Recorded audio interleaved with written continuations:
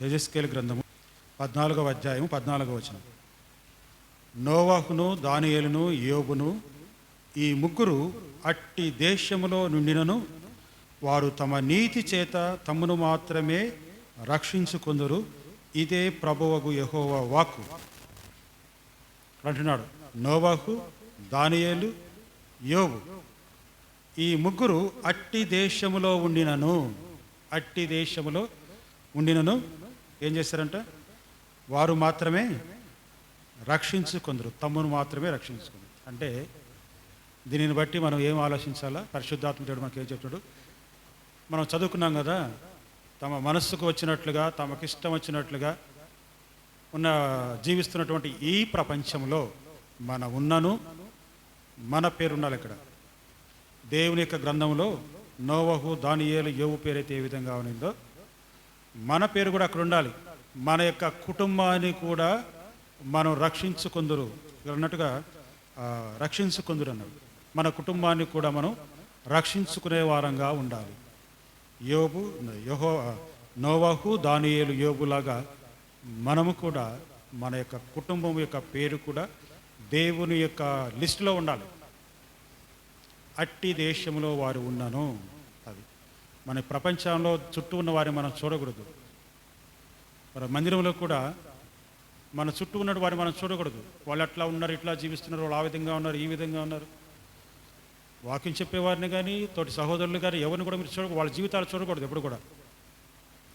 దేవుని చూడాలి, దేవుని యొక్క వాక్యాన్ని మనం మాత్రమే అనుసరించాలి. కానీ పక్కన ఉన్నటువంటి వాళ్ళ యొక్క జీవితాల్లో మనం చూడకూడదు. అట్లా చూస్తే ఏమవుతుంది? మనము కూడా అట్టి వారిలో ఉండకుండా వెలుపలికి వేయబడతాం. అట్టి వారిలో ఉండకుండా, అట్టి దేశంలో ఉండకుండా మనం మునిగిపోతాం, కొట్టుకొని పోతాం. ఈసారి మునిగిపోయేది లేదు. ఏం చేయబడతామంట? కాల్చివేయబడతాం.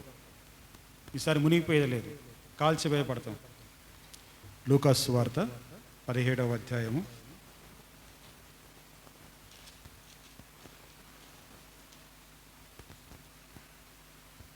27వ వచనం.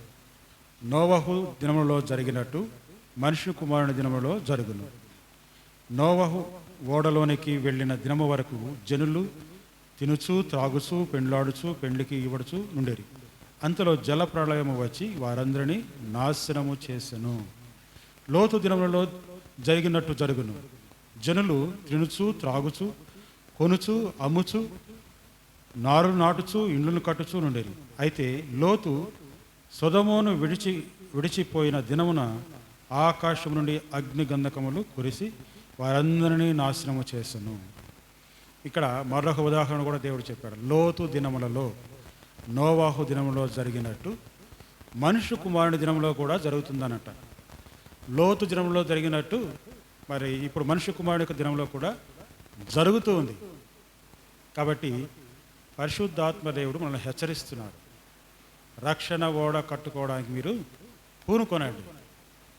విస్తారమైనటువంటి వాక్యం ఉంది, విస్తారమైనటువంటి సమయం ఉంది, విస్తారమైనటువంటి ఎంతోమంది దైవజనుల యొక్క సాక్ష్యాలు ఉన్నాయి మనకి. మరి ఈ విస్తారమైనటువంటి సంపదను మనం ఉపయోగించుకొని, విస్తారమైనటువంటి ప్రార్థనా జీవితాలను మనం ఉపయోగించుకొని మన యొక్క ఇంటి రక్షణ ఓడను మనం కట్టుకోవాలి. రాబో యొక్క ఉగ్రతా దినము, మనుష్య కుమారుని దినము. మనుష్య కుమారుడు యేసుక్రీస్తు ప్రభు తిరిగి రాబోతూ ఉన్నాడు. ఆ రాకడ నుంచి రెండవ రాకడలో మనం ఎత్తబడే వారంగా ఉండాలి. ఆనాడు ఏ విధంగా అయితే ఆ ఓడ ఆ నీటి పైకి ఎత్తబడిందో, రేపు యేసుక్రీస్తు ప్రభు ఈ లోకానికి వచ్చినప్పుడు మనం యేసుక్రీస్తు ప్రభుతో కూడా మనం ఎత్తబడే వారంగా ఉండాలి. దాని కొరకు మన రక్షణ ఓడను కట్టుకోవడానికి మనం పూనుకోవాలి. పరిశుద్ధాత్మదేవుడు మనం హెచ్చరిస్తున్నారు. పరిస్థితులు ఏ విధంగా ఉన్నాయి? పరిస్థితులు రాబోయేటువంటి వాక్యం అనేటువంటి కరువు నుంచి మనం బయటపడాలి. కాబట్టి వాక్యాన్ని మనం మన మనస్సులో, మన హృదయంలో భద్రం చేసుకోవాలి. అదేవిధంగా భౌతికమైనటువంటి కరువు కూడా రాబోతూ ఉన్నాయి. కాబట్టి మన కుటుంబం యొక్క క్రమశిక్షణలో మనం ఉండాలి. క్రమశిక్షణ అనేది ముఖ్యం. కుటుంబానికి క్రమశిక్షణ ముఖ్యం. క్రమశిక్షణ లేని కుటుంబాలు వ్యర్థమైపోతాయి. క్రమశిక్షణ లేని కుటుంబాలు చాలా నష్టపోతాయి. దేవుని యొక్క వాక్యం చెప్తుంది, నేను చెప్పిన కానీ విషయాలు కాదు కానీ ఇక్కడ. కాబట్టి మనం రాబోయేటువంటి ఉగ్రత నుంచి మనం తప్పించుకోవాలి, దేవుని యొక్క రాకడ నుంచి మనం తప్పించుకోవాలి అంటే మనం ఏం చేయాలా? సొలొమోను చేసినట్టు ప్రార్థన చేసే వారంగా ఉండాలి. నోవహు చేసినట్టు ఆయన ఆజ్ఞాపించిన యావత్తు మనం చేసే వారంగా ఉండాలి. రాబో ఉగ్రతను తప్పించుకోవాలంటే మనం పని పూనుకోవాలి. ఆహారం విస్తారంగా ఉంది, విస్తారమైనటువంటి ఆహారం ఉంది. కాబట్టి ఆ విధంగా మన అందరం కూడా మన యొక్క కుటుంబం రెండవ రాకడలో ఎత్తబడేటువంటి కుటుంబంగా ఉండున్నట్లుగా పరిశుద్ధాత్మదేవుడు మనకు సహాయం చేయనుగాక.